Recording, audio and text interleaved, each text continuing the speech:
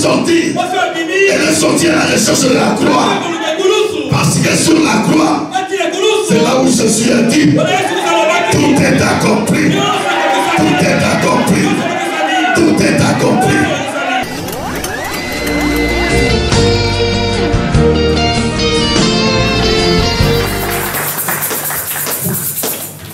Amen.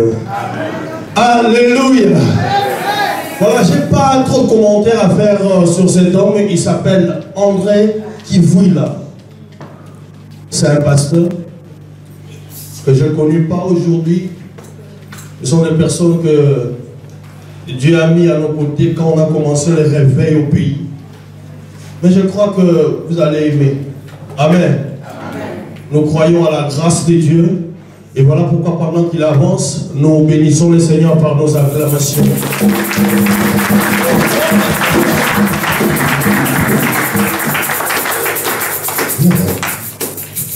Amen. Nous allons nous lever s'il vous plaît pour quelques minutes.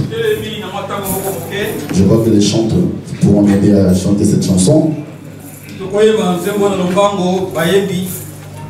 Yonde pole nanga, oyo na chela kamote. Yonde pole nanga, oyo na chela kamote ma. Yonde mwina nanga, zela oyo na bilaka. Nako kene misusu wapi, yoni malomba ya pomo. Eto molina manasi ya tamoyo, eto molina yokolo.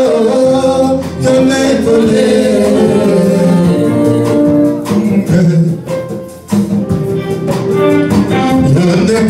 nanga, tela goyo na bilaka. Yonde mwina nanga, zela oyo ngana nanga. Nako kene lisusu wape, yoni maloba ya pomo. Molina manasi ya tamoyo, eta malina yokolo. Yone pole, yone pole, yone pole. Yosali nyosopo na mani, yosali nyosopo na mani. Amotema na makana na sebo, motema na mabate na kina. Yosali nyosopo na mani. Notre Père nous est bénissant. Seigneur, je sais que je ne suis que le moine. Mais j'accorde ta grâce une fois de plus. Et verse en moi la connaissance pure et parfaite. Et dispose le cœur de ton peuple à recevoir ta parole. Sois élevé Jésus en ce moment. Sois élevé Yahvé. Dans le nom de ton Fils bien-aimé Jésus-Christ. Nous disons tous Amen. Amen. Nous acclamons pour la gloire de Dieu.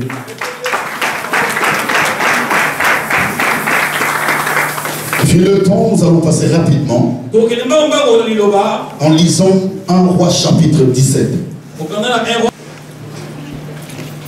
1 Roi chapitre 17, c'est 6 à 7. Nous avons lu la parole de Dieu dans le livre de 1 Roi chapitre 17. Je lis à partir du 6e verset jusqu'au 7e verset. Je lis au nom de Jésus. Matin et soir, les corbeaux lui apportent du pain et de la viande.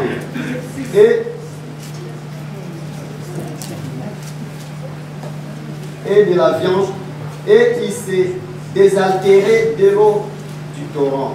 Mais au bout d'un certain temps, comme il n'y avait plus de pluie dans le pays, les torrents se dessécha. Amen. Amen. Le verset jusqu'au verset 16. Le verset 8. Alors l'Éternel lui adressa la parole en ces termes. Mets-toi en route et va à Sarata, dans le pays des Sidon, et installe-toi là-bas. J'ai ordonné à une verre de là-bas de pouvoir à ta nourriture. Verset 10. Élie s'est mis donc en route et s'est rendu à Sarepta. Lorsqu'il arriva à l'entrée de la ville, il aperçut une veuve qui ramassait du bois. Il l'appela et lui dit, « S'il te plaît, va me puiser un peu d'eau dans une criche pour que je puisse boire. » Comme elle partait en chercher, elle la rappela pour lui demander, « S'il te plaît, apporte-moi aussi un morceau de pain. » Mais elle lui répondit, « Aussi vrai que l'Éternel, ton Dieu, est vivant, je n'ai pas le moindre morceau de pain chez moi. Il me resta tout juste un poignée de farine dans un pot et un peu d'huile dans une jarre. J'étais en train de ramasser des bouts de bois. Je vais rentrer et préparer ce qui me reste pour moi et pour mon fils. Quand nous l'aurons mangé, nous n'aurons plus à attendre la mort. Le verset 13, il y reprit, « Sois sans crainte, rentre, fais ce que je t'ai dit. Seulement, prépare-moi d'abord, avec ce que tu as, une petite miche de pain que apporte-la moi. Ensuite, tu en feras pour toi et pour tes fils. » 14. Car voici ce que déclare l'Éternel, le Dieu d'Israël. Le pot de farine ne se videra pas et la jarre d'huile non plus, jusqu'au jour où l'Éternel fera pleuvoir sur le pays. Le verset 15. La femme partit et fit ce qu'Élie lui avait demandé. Pendant lorsqu'ainsi qu'Élie, le pot de farine ne se vida pas et la jarre d'huile non plus, conformément à la parole que l'Éternel avait prononcée par l'intermédiaire d'Élie.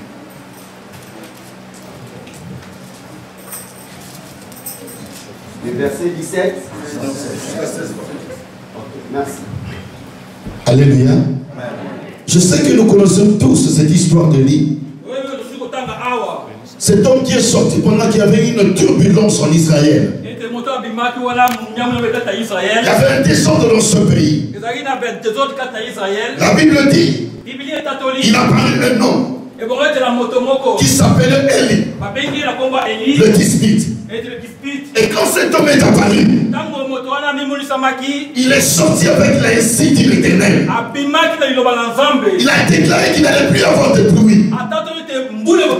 Il déclara cela auprès du roi. Et les Écritures saintes déclarent, pendant 3 ans et demi, il n'y avait plus de pluie. Pendant 3 ans et demi, il n'y avait pas de pluie. Écoutez ce qu'Élie dira. Il n'y aura ni rosée si ce n'est à ma parole. Il n'y aura ni rosée si ce n'est à ma parole. Bien-aimé, ce qui m'a fait troubler. Oui, Élie n'a pas dit au nom de l'Éternel. Il a dit si ce n'est à ma parole. Parce que dans cet homme, l'Éternel y est au soin, avait fait sa demeure. Et pendant qu'il parlait, c'était l'Éternel Dieu qui parlait. Alléluia. Et la Bible dit, comme il n'avait plus de pluie, Élie devait se réfugier quelque part. Il est allé se réfugier dans le torrent des et dans le torrent des Kérites plutôt. Alléluia. Et pendant ce temps, Élie vivait ce temps qui sortait du torrent. Chose étonnante, pendant qu'il était dans le torrent, ce n'est ni sa soeur, ni sa mère,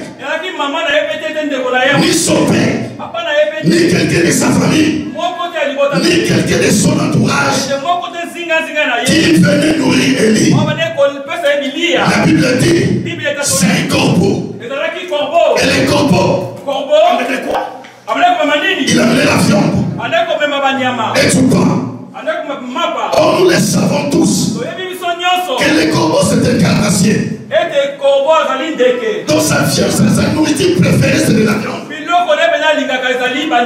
ne peut pas partager cela à quelqu'un d'autre. Mais comme Dieu était avec Élie, Dieu ordonna au corbeau de donner ce qui était plus important pour lui et de l'apporter à Élie. Et bien, laisse-moi te dire, c'est comme cela que Élie est dispensé de nourriture. Mais arrivé à un certain moment, la Bible dit comme il ne pleuvait plus, le torrent se sécha. Il y avait plus d'eau. Dieu s'éleva encore une autre fois. Il dit à Élie, va à Sarepta, car j'ai ordonné à une femme de te nourrir. Donc en premier, Dieu avait ordonné au corbeau de nourrir son serviteur. Secondo, il a ordonné à une veuve, alléluia, pour nourrir l'homme de Dieu. Mais j'ai remarqué une chose. Pendant qu'Élie entrait dans la ville de Sarepta, la Bible dit, il trouva une femme qui sortait de chez elle. Une pauvre femme. Et Élie dira à la femme, apporte-moi de l'eau. La femme ne refusera pas. Malgré qu'il y avait la sécheresse. Malgré qu'il n'y avait plus d'eau. La femme est allée chercher de l'eau quand même. Nous devons comprendre qu'à cet instant, l'eau valait beaucoup. Ce n'était pas facile de trouver de l'eau. Mais elle a obéi à la parole de l'homme de Dieu. Il est allé chercher de l'eau et amena l'homme de Dieu. Et lorsqu'elle a bu de l'eau, il a encore demandé quelque chose de plus. Il dit à la femme, va me chercher à manger. Mais si vous lisez la parole de Dieu, la réponse de cette femme était celle-ci. L'Éternel, ton Dieu est vivant. C'est-à-dire, je mets ton Dieu en témoin. Ce que je vais te dire, c'est la vérité. Je n'ai rien à manger. Je n'ai qu'un peu de farine et un peu d'huile. Et là maintenant, je suis sorti de chez moi pour aller chercher 2 morceaux de bois. 2 morceaux de bois. Vous allez vous poser la question, mais son système, c'est quoi? Il démarre comme ça, il dit même pas, il ne donne pas des sujets. Le mystère de la veuve de Sarepta. Le mystère de la veuve de Sarepta. Venez me regarder. Lorsque Dieu a ordonné au corbeau de nourrir son serviteur, le corbeau a apporté le produit fini. C'est-à-dire le pain. C'était de la farine qu'on a pétri, qu'on a mis au feu et on en a fait du pain. Alléluia. Je suppose que la viande aussi a été préparée. Pourquoi? Parce que le corbeau c'est un oiseau. Il n'est pas créé à l'image selon la ressemblance de Dieu.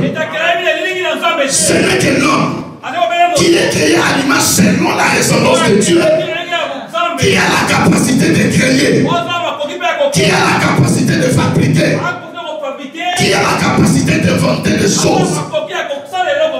Alléluia. Alléluia. C'est pour cela lorsqu'il a rencontré la femme n'avait pas les produits finis. La femme avait que la farine et un peu d'huile. Et rien n'a été préparé. Mais pour que la femme prépare toutes ces choses, qu'est-ce qu'il fallait?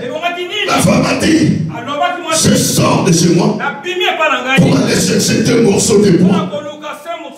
Vous savez, à l'Indan, on dit, quand il m'a dit, ça t'a mis le côté. Un bois ne peut pas tout cuire la nourriture. Alléluia. Amen. Donc il fallait beaucoup de bois. Mais je me suis dit, mais cette femme, elle est vraiment pauvre. Hein? On Au lieu d'aller chercher beaucoup de bois, elle va tout simplement chercher 2 morceaux de bois. Alléluia. Pourquoi seulement 2 morceaux de bois?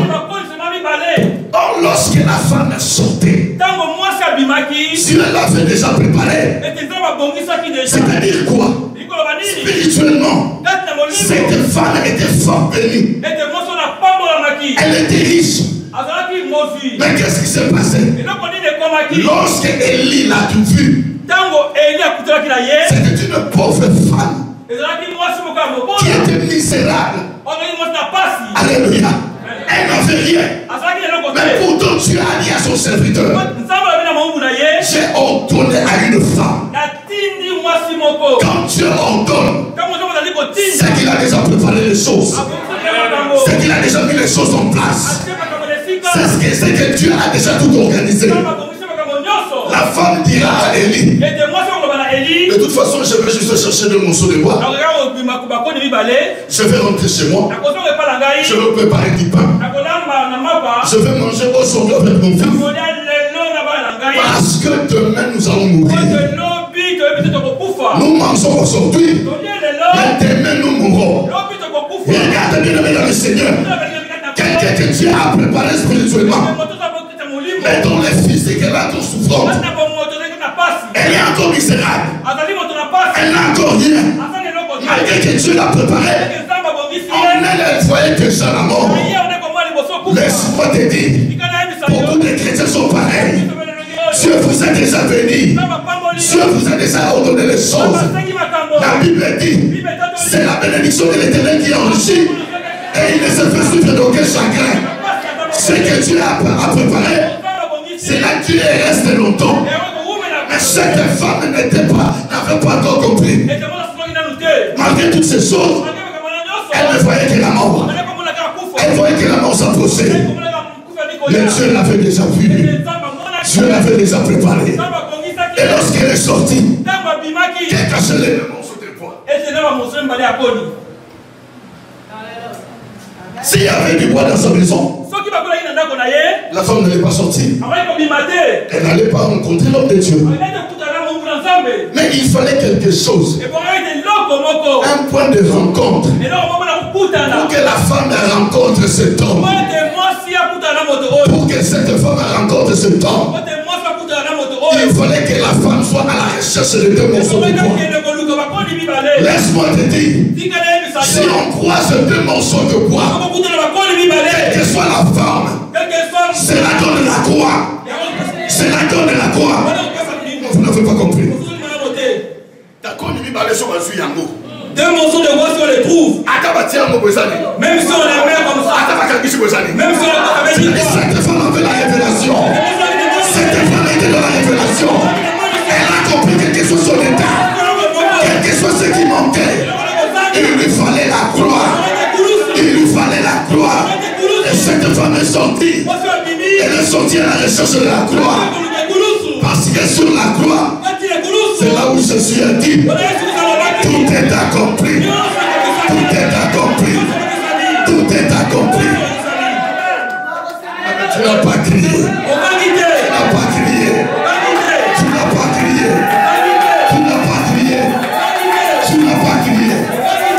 Et laisse-moi te dire, c'est sur le chemin de la croix que se trouve ta délivrance. Regardez. La Bible dit, c'est lorsque Jésus est arrivé sur la croix, quand il a poussé un cri, la Bible dit, le rite du temple s'est déchiré en 2. L'esprit de l'Éternel sortit du temple. Et Dieu a fait sa demeure en toi.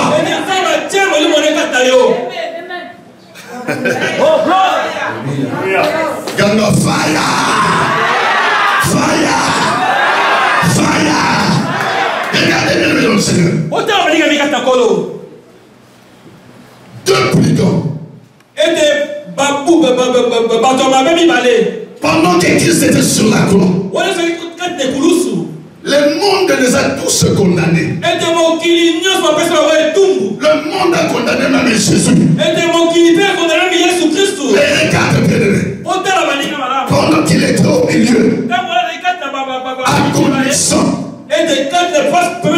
c'est qu'il y a un débat. Si tu es le fils de Dieu, descends toi-même et descends-nous aussi. Je me suis posé juste une petite question. Comment ces brigands a su que Jésus était le fils de Dieu? Vous me direz, c'est parce que peut-être quand le maman suivait Jésus, maman pleurait, disait fils de Dieu. Et le brigand a profité pour entendre cela. Et il a retenu cela en lui. Lorsqu'il était à deux pas de la mort, il a compris, mais moi je sais que Dieu est capable de beaucoup de choses.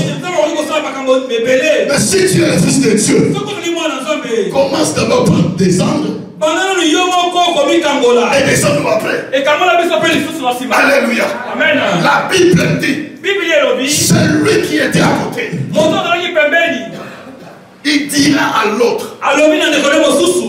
ne crains-tu pas Dieu? Quelqu'un qui le monde a condamné,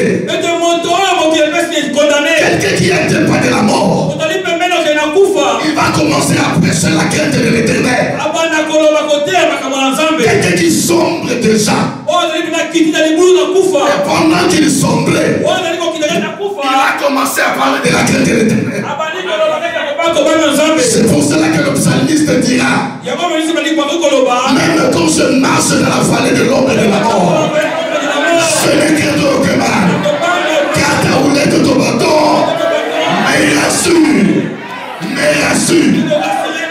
Dans ces volets-là, malgré que le monde l'avait condamné, il a compris quelque chose. Si je m'accroche à ce temps, beaucoup de données changeront. Parce qu'il est la vie. Et quand il a parlé à la fin, il a dit, souviens-toi de moi, le royaume. Souviens-toi du royaume des cieux. Bien-aimé, à deux pas de sa mort, il a troublé l'esprit du Seigneur. Jésus a dit, je te le dis, aujourd'hui, tu seras avec moi dans le paradis. Aujourd'hui, tu seras avec moi dans le paradis. Acclamons pour la gloire de Dieu.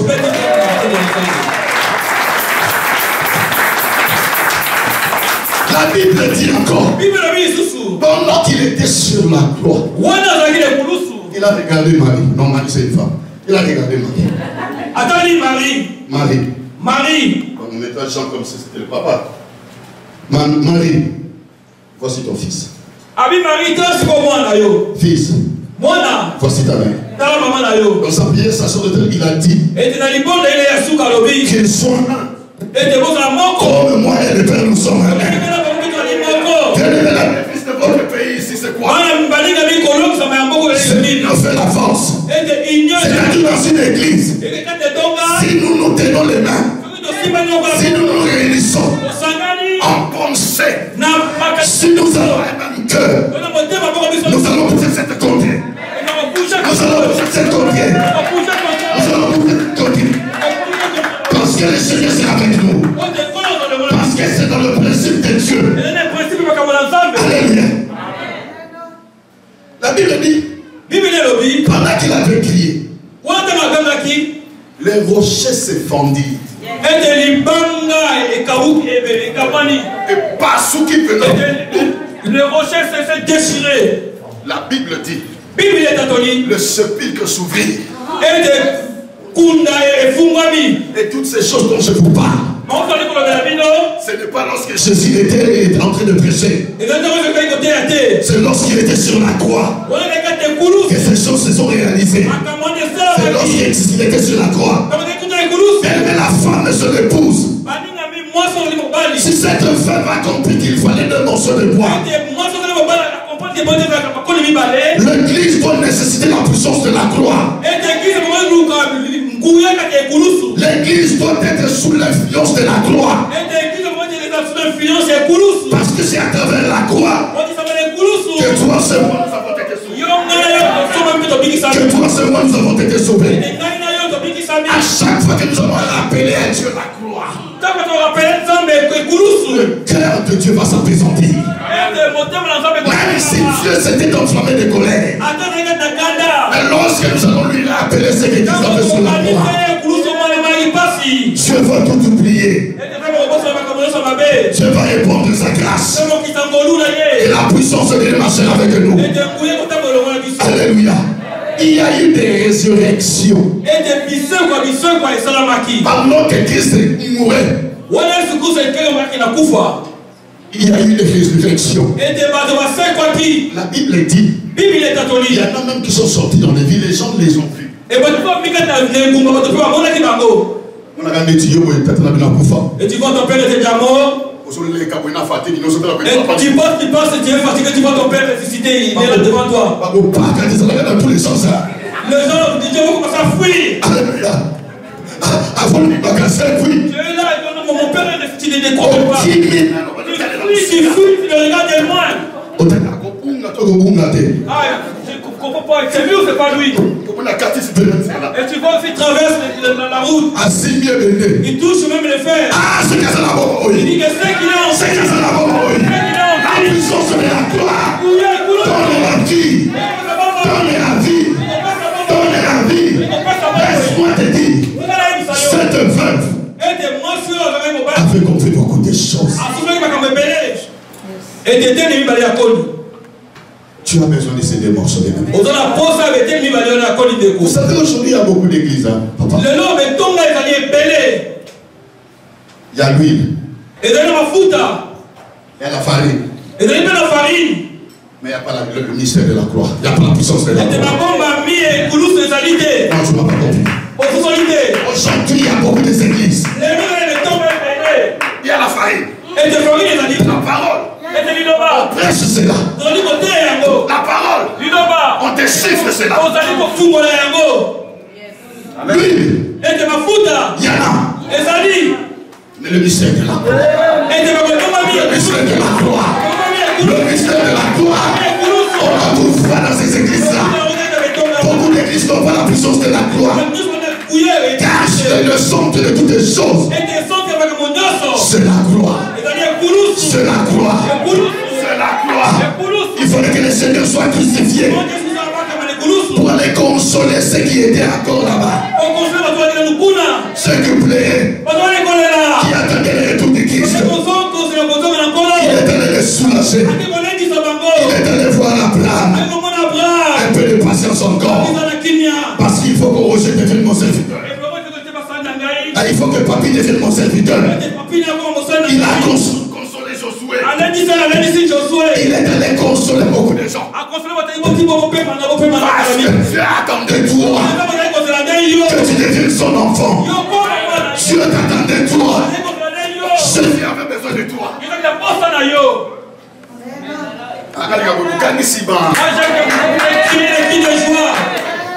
Alléluia. Le mystère de la croix. Dans la croix. Quand il est bouloussou, il y a une fidélité pour vous, mais là. Parce que lorsque le Seigneur était dans Gethsemane, il a dit que s'il est possible, éloigne-moi cette coupe. Mais non pas ma volonté. Que ta volonté soit faite. Dans la croix, il y a l'obéissance. Dans la croix, il y a la justice. Dans la croix, il y a la bénédiction. Parce que lorsque Christ est descendu de la croix, lorsqu'il est rentré dans le séjour des morts, et c'est quand tu as mangé le blanc à Canada ici, là où votre tante a mis les fétiches, il a mis ça dessous. On t'a lié avec ton nom, tu es là, on t'a lié quelque part. Les choses ne marchent pas. Mais qu'est-ce que Jésus a fait? Akitina Katakunda.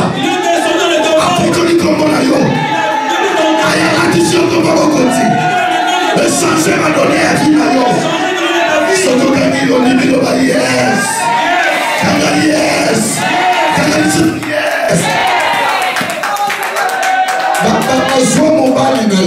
On a pris ton mari. Ils ont Demande. C'est comme ça. Ah, ils ont leur Dieu là. Alléluia.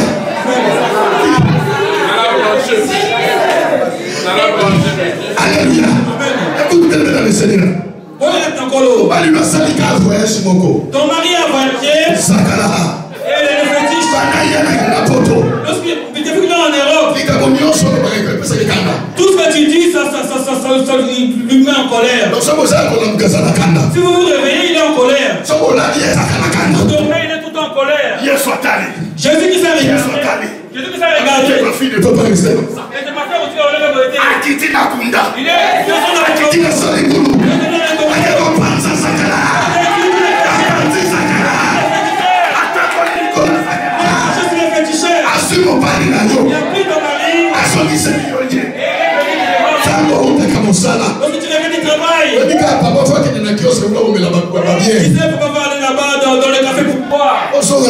et tu retournes dans ta maison et tu vois papa il est là devant la télé.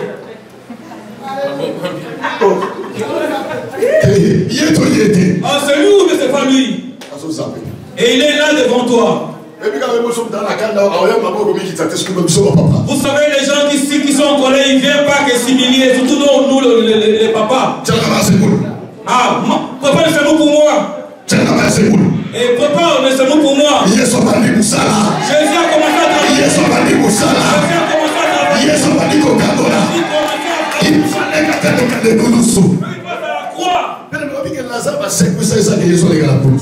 Lazare est résisté sans que Jésus passe à la croix. C'est pour ça que Jésus ne se met devant les tombeaux de Lazare.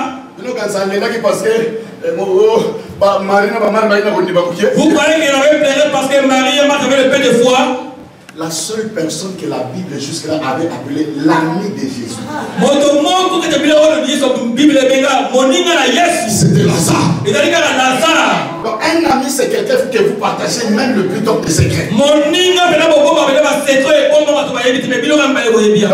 que Lazare a mis un Jésus, malgré que Lazare était ami de Jésus, Jésus n'est pas intéressé. Jésus n'intéressait même pas. Parce que lorsque Jésus allait prêcher, Lazare est resté. Et il est ça avec d'autres. Laisse-moi te dire. Sache qu'un jour, Dieu va pleurer pour toi. Dieu va pleurer pour toi. Jésus lorsqu'il est venu, comme il est Dieu, dans l'esprit, vous savez, il savait l'orgueil de Lazare. Il est venu, Lazare est là, il a un fer, c'est bien là, même pas les poussières, il mange là, il n'y a personne. Spirituellement, lorsque Jésus est rentré dans le tombeau, quand il a mon livre, il a vu comment le corps de Lazare était décomposé. Jésus qui t'a pleuré. Non, mon ami ne pouvait pas mériter ça. Si mon ami ne peut pas mériter ça. Jésus qui t'a pleuré. Les nègres sont tout à pour toi. Comment la décomposition d'abord. Pour la libération de l'eau. Pour la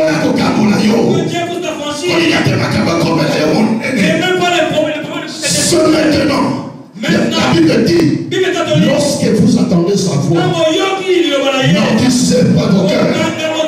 N'endurcissez pas vos cœurs. N'endurcissez pas vos cœurs. Et tout cela, grâce à la croix. Grâce à la croix. Et Dieu est sauvé. C'était la parole du Seigneur.